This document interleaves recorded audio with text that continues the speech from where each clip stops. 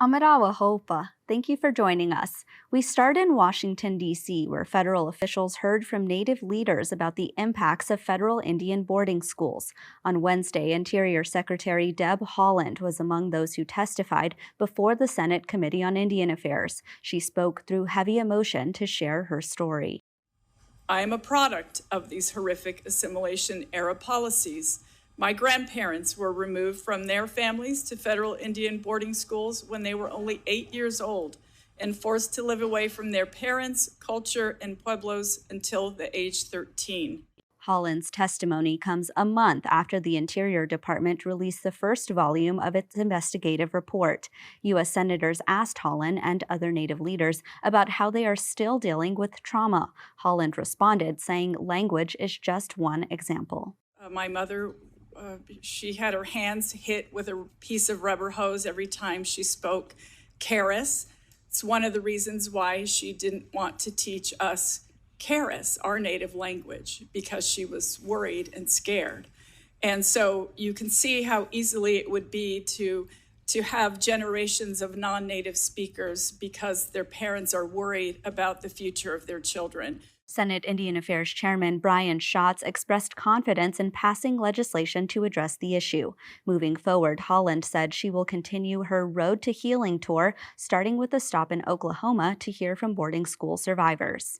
Staying in Washington, D.C., President Biden has rolled out another important appointment for Indian country. Patrice Kunish is Biden's nominee for Commissioner of the Administration for Native Americans. This office is under the U.S. Department of Health and Human Services. It provides funding for projects, trainings, and resources for tribal nations and Native organizations. Kunish is of Standing Rock Sioux descent and is a nationally recognized leader and advocate. One of her major accomplishments is establishing the Center for Indian Country Development at the Federal Reserve Bank of Minneapolis. Up next, Kunish will have to be confirmed by the U.S. Senate before taking office. In Albuquerque, New Mexico, the hallmark Indian Pueblo Cultural Center has a new enterprise. ICT's Max Montour reports. A ribbon cutting and good eats. That was the sight at the 12th Street Tavern last week. The new restaurant is the latest venture for the Indian Pueblo Cultural Center. Customers enjoyed their American comfort food in the 4,500 square feet eatery. The restaurant also markets its cocktail and beer list. Monique Frawa is the Chief Operating Officer of Commercial Enterprises for the company. She says this is now the third food and beverage sector that the Cultural Center owns. It also owns a Starbucks and restaurant attached to its museum. Later this year, the Avenue Plaza will also open a wellness center. In Phoenix, Arizona, Max Montour, ICT News. Well, a former ICT editor is being elevated at one of the world's top news organizations. Last week, Oglala citizen Katie Oyan was promoted to Deputy News Director for Local Success at the Associated Press. In 2020, Oyan spent 10 months launching a partnership between ICT and the AP. I just learned so much during my time at ICT about so many topic areas regarding Indigenous affairs that I have brought back to me with the Associated Press and will continue to carry with me in this new role as we're coming up with more ideas on how to help shape U.S. news.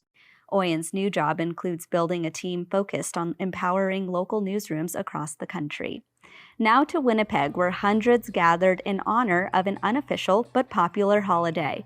Over the weekend, APTN hosted its annual celebration called Indigenous Day Live. 40 years ago, the Assembly of First Nations declared June 21st of every year as National Indigenous Peoples Day in Canada. Many First Nations, Inuit, and Métis governments closed their doors for the day to celebrate. And one of those events included this cultural and artistic showcase. DJ Kukum was one of many who took to the stage with a colorful backdrop and talented dancers. This year was the first time this celebration took place in person since the coronavirus pandemic started.